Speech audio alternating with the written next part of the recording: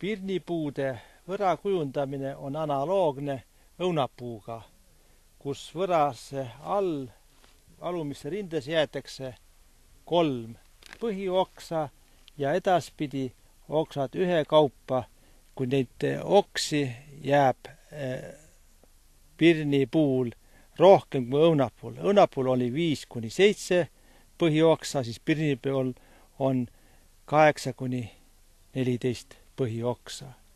Noor puu näeb välja niisugune. Kandea alguses on välja kujunenud oksterinded. Nad on andnud juba saaki. Rõhtsad oksad on kaetud rõngas okstega ja ülemistes rinnetes on püütud jätta siis 1–2 kaupa oksi, kuid need oksad on siis kärbitud tasakaalustamise mõttes, et sama rinde oksad oleksid sama kõrge tipuga.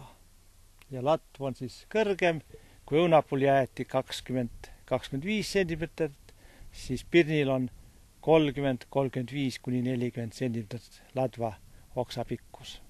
Tuntud suvisort Pepi moodustab hõredama võra. Tema oksi on kärbitud rohkem kui teistel sortidel ja selle tõttu on oksad kaetud viljaokstega. Teda tuleks kärpida rohkem kui tavaliselt, vähemalt pool võrse pikkusest, et ta haruneks. Ja 10-aastane puu on siin üle 4 meetri kõrge.